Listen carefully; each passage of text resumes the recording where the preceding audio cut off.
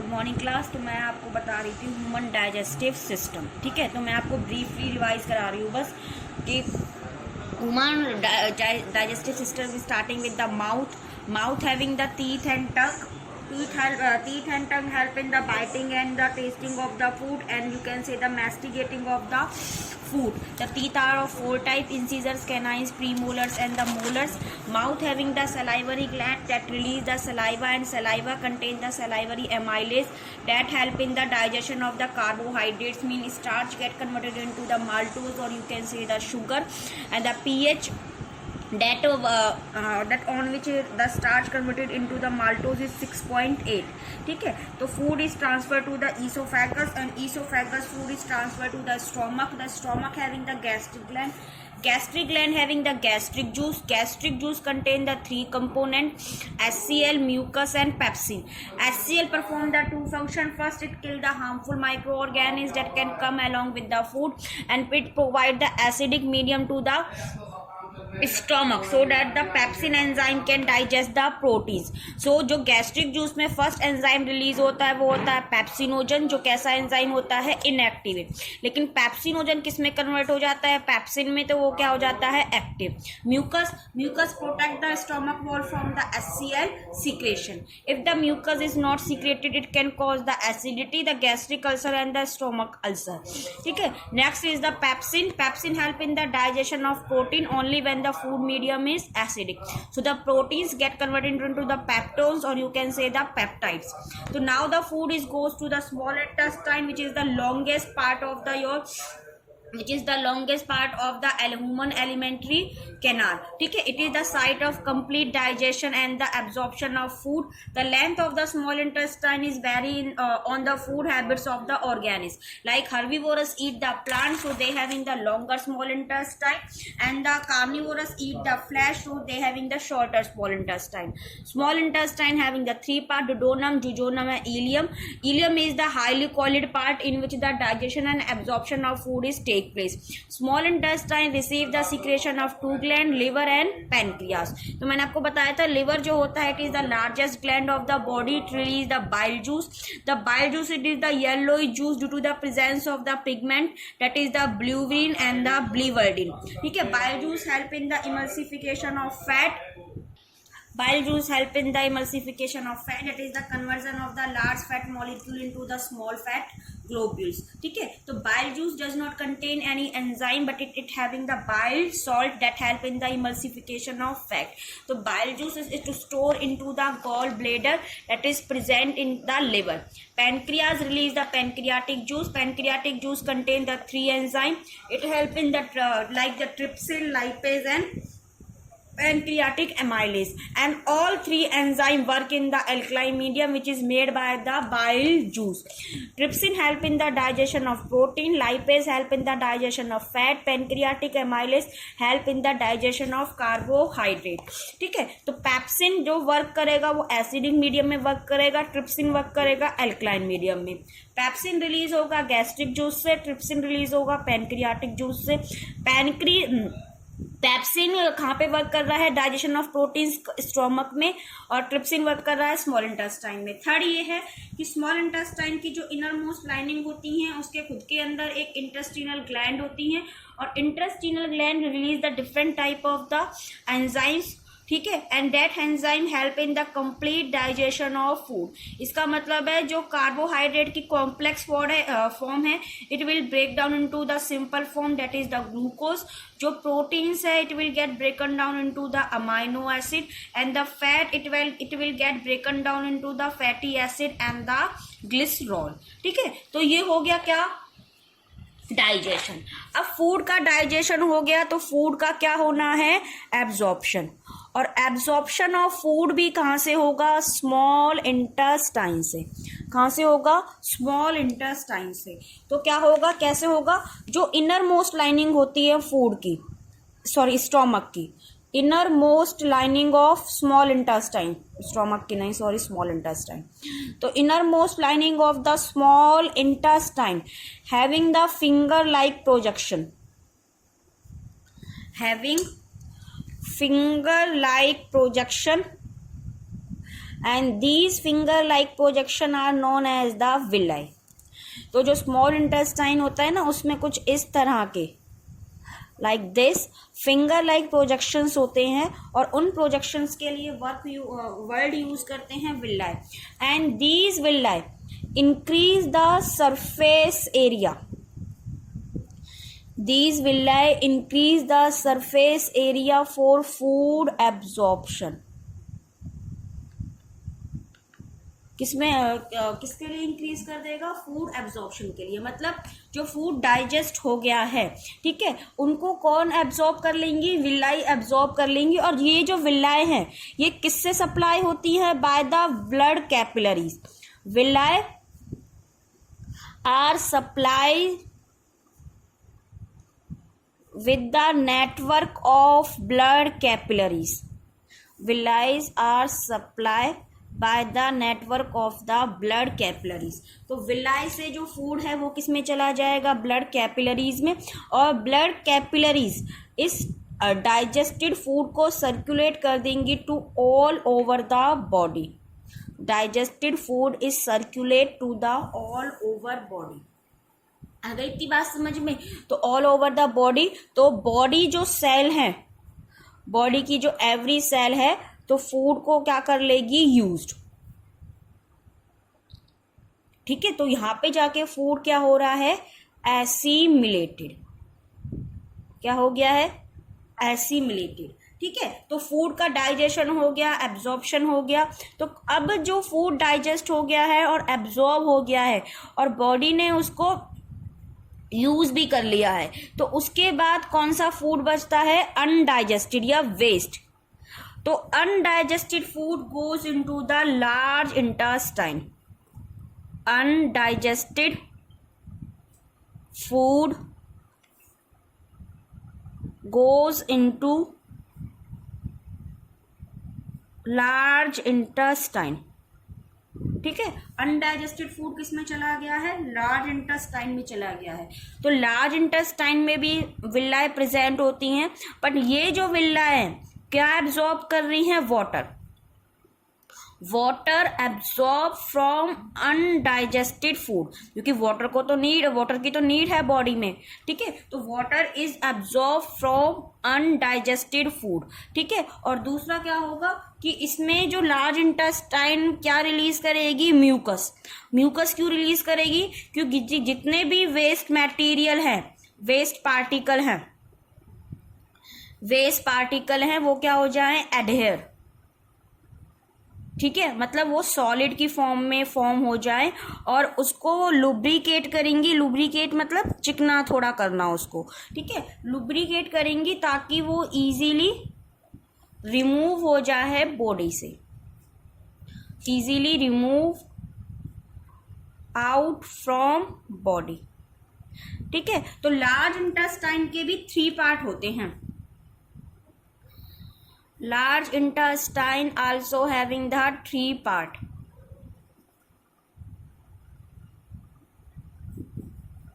ठीक है, कौन सा होता है? कीकम होता है, कोलोन होता है और रेक्टम होता है। और रेक्टम किस में ओपन होता है? एनस में। ठीक है, तो देखिए कीकम वो पार्ट होता है जिसमें माइक्रो ऑर्गेनिज्म रहते हैं, और ये हार्मफुल नहीं होते माइक्रो ऑर्गेनिज्म, यूजफुल होते हैं। तो माइक्रो ऑर्गेनिज्म रहते हैं, फॉर एग्जांपल ई कोलाई। और इस कीकम के साथ ही एक फिंगर लाइक प्रोजेक्शन रहता है। ठीक है, फिंगर लाइक प्रोजेक्शन रहता है, उसके लिए वर्ड यूज करते हैं वर्मी फॉर्म अपेंडिक्स। क्या वर्ड यूज करते हैं? Vermi form appendix. तो आपने नॉर्मली सुना होगा ना, उसके अपेंडिक्स में इन्फेक्शन हो गया तो अपेंडिक्स का ऑपरेशन हुआ। ये जो वर्मी फॉर्म अपेंडिक्स है, ये क्या है? हमारी बॉडी में वेस्टिजियल ऑर्गन है। वेस्टिजियल ऑर्गन का मतलब ये है ऐसे ऑर्गन जो हमारी बॉडी में प्रेजेंट है but they do not perform any function। ठीक है, the organ which are present in our body but do not perform any function, उनके लिए क्या कहते हैं? Vestigial organ. क्या कहते हैं उन्हें?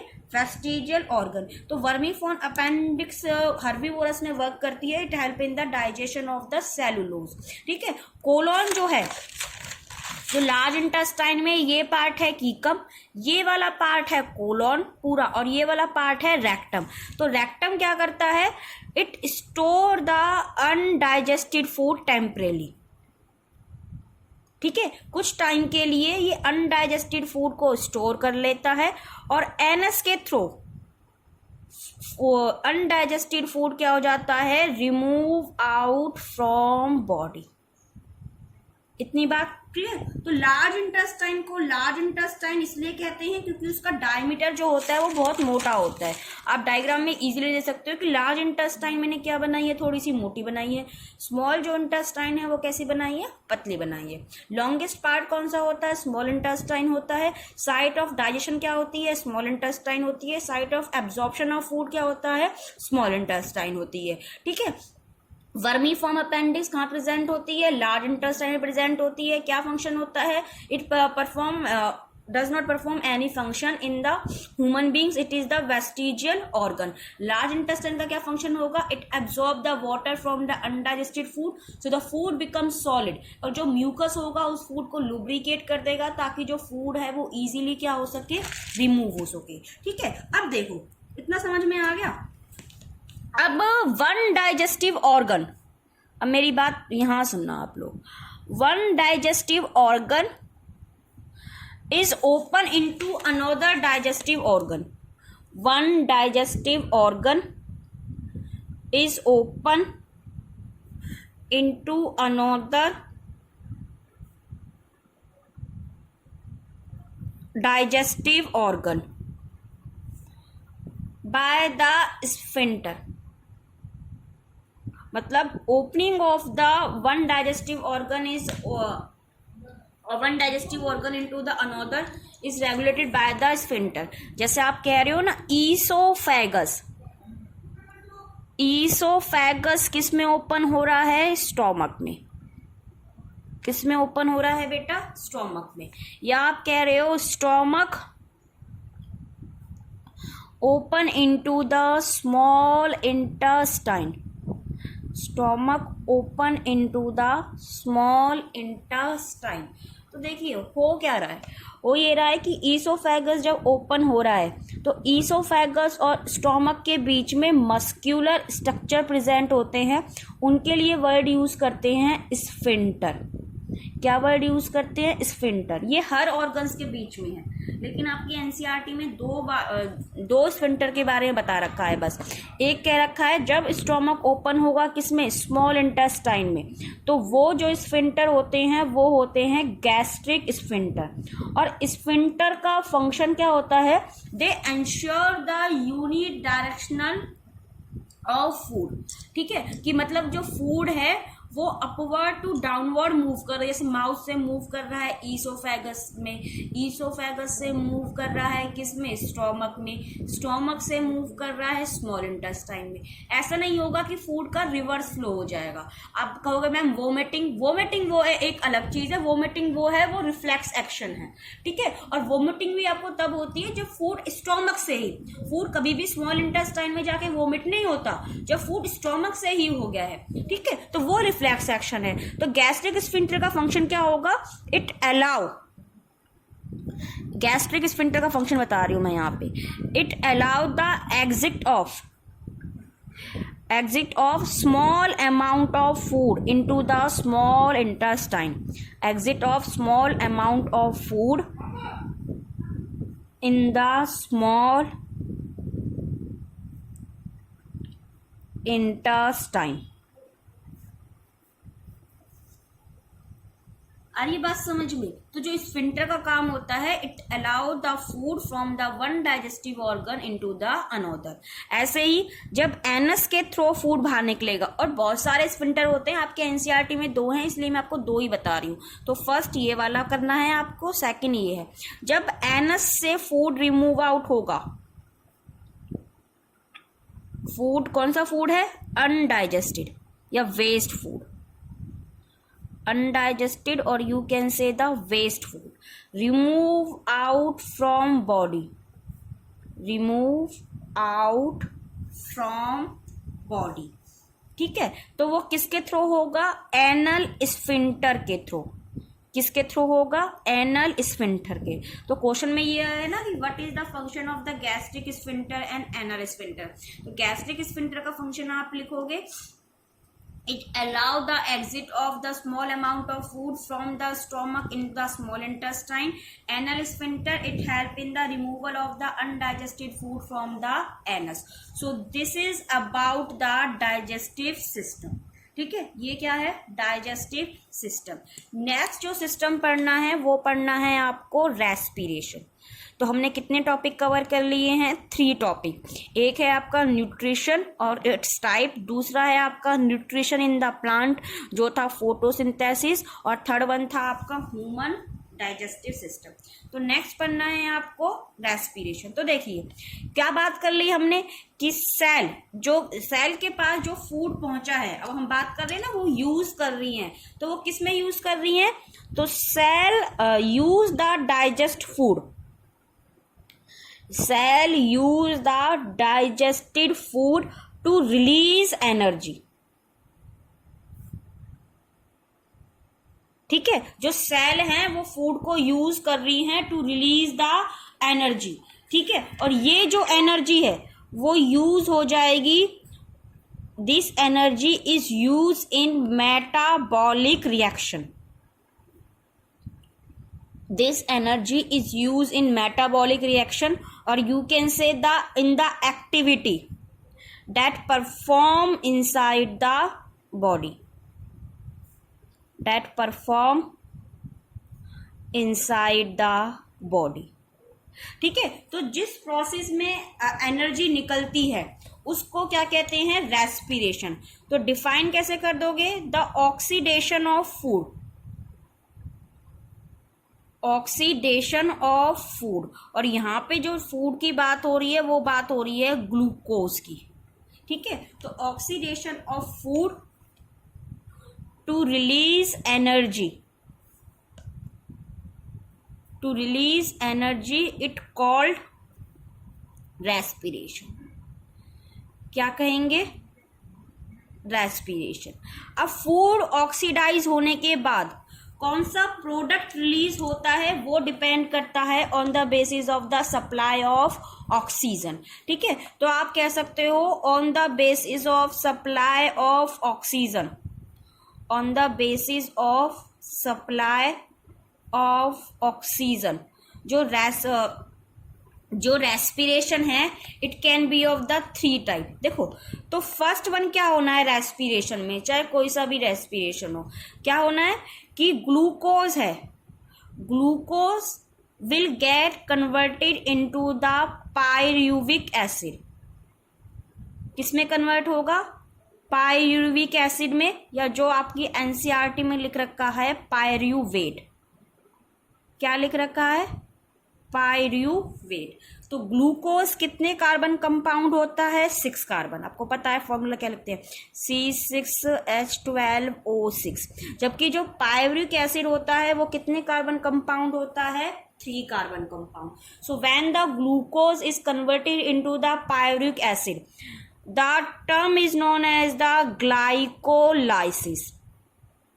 क्या वर्ड यूज करेंगे उसके लिए? ग्लाइकोलाइसिस। ग्लाइको कहां से लिया है? ग्लूकोज से। लाइसिस का मतलब ब्रेक डाउन होना। अब ये जो पायरुविक एसिड है आगे जाके किसकी फॉर्मेशन करेगा ये डिपेंड करता है on the basis of the supply of oxygen. हमेशा रेस्पिरेशन में जो फर्स्ट रिएक्शन होनी है वो क्या होनी है? Glucose will get converted into the pyruvic acid, it is known as the glycolysis, and it take place inside the cytoplasm of cell. कहाँ पे होगी ये? साइटोप्लाज्म में। तो ग्लूकोज कितने कार्बन कंपाउंड है? 6 कार्बन कंपाउंड है। पायरुविक एसिड कितने कार्बन कंपाउंड है? 3 कार्बन कंपाउंड। ठीक है, तो क्वेश्चन में ये है ना, name the 3 carbon compound which is form during the respiration या ग्लाइकोलाइसिस। तो क्या लिखना है आपको? Pyruvic acid. क्या लिखना है? Pyruvic acid. ठीक है, अब देखिए, अब मैंने आपको बताया glucose will get converted into the pyruvic acid,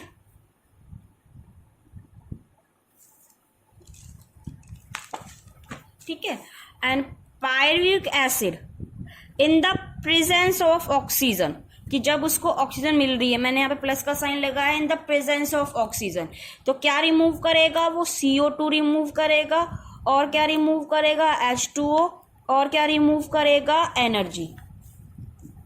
क्या रिमूव करेगा CO2 रिमूव करेगा, H2O रिमूव करेगा, और क्या रिमूव करेगा एनर्जी। और जो एनर्जी रिलीज होगी वो किस फॉर्म में रिलीज होगी, ATP की फॉर्म में। नेक्स्ट, अगर उसको ऑक्सीजन नहीं मिल रही है, माइनस का साइन लगा रही हूं, in the absence of oxygen, तो क्या रिमूव करेगा वो इथेनॉल। क्या रिमूव करेगा वो इथेनॉल, दैट इज C2H5OH, और क्या रिमूव करेगा वो CO2, और क्या रिमूव करेगा वो ATP। तो जब in the presence of oxygen हो रही है तो कितने मॉलिक्यूल रिमूव होंगे AT के, 38 molecule of ATP is form. जब जो रेस्पिरेशन है वो इन द एब्सेंस हो रही है तो कितने मॉलिक्यूल रिलीज होंगे ATP के, 2 molecule. Next, in deficiency of oxygen, in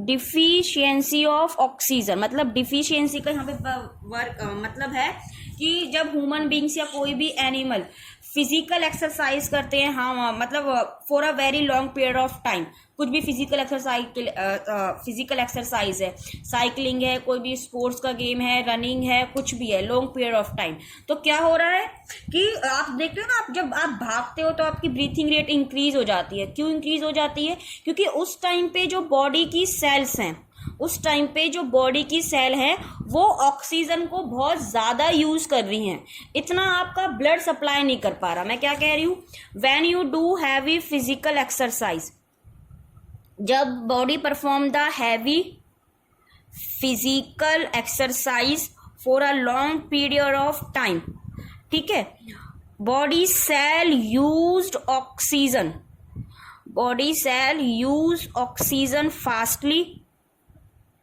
as compared to supply by blood, as compared to supply by blood, मतलब आपका ब्लड इतना ऑक्सीजन सप्लाई नहीं कर पा रहा जितना सेल यूज कर रही हैं।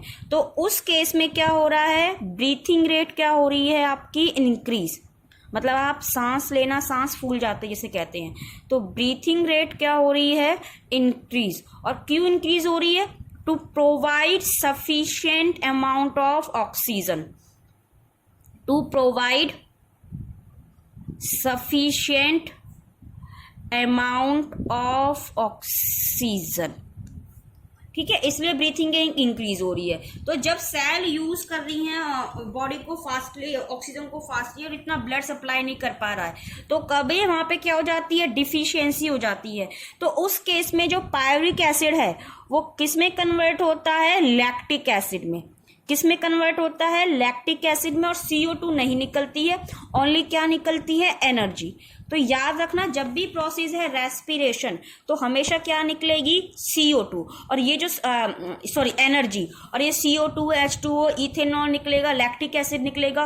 वो डिपेंड करता है कि सप्लाई ऑफ ऑक्सीजन कैसी है, सफिशिएंट है, प्रेजेंस ऑफ ऑक्सीजन है तो CO2 और H2O बनेंगे प्रोडक्ट, डिफिशियंसी है तो क्या बनेगा, इथेनॉल बनेगा, एब्सेंस है तो क्या बनेगा, इथेनॉल बनेगा, डिफिशियंसी है तो क्या बनेगा, लैक्टिक एसिड बनेगा।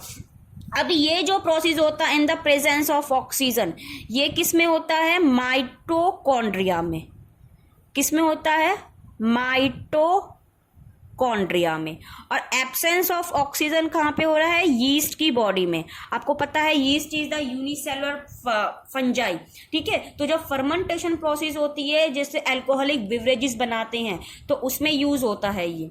नेक्स्ट, इन डिफिशियंसी कहाँ पे हो रही है, मसल्स में। कहाँ पे हो रही है, मसल्स में, ठीक है। तो ये वेज हैं। तो glucose converted into the pyruvic acid, it is known as the glycolysis. कहाँ पे होगा, साइटोप्लाज्म में।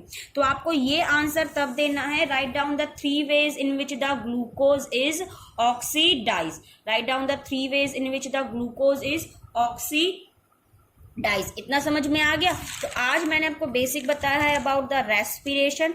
कल हम यहीं से कंटिन्यू करेंगे। Okay, thank you.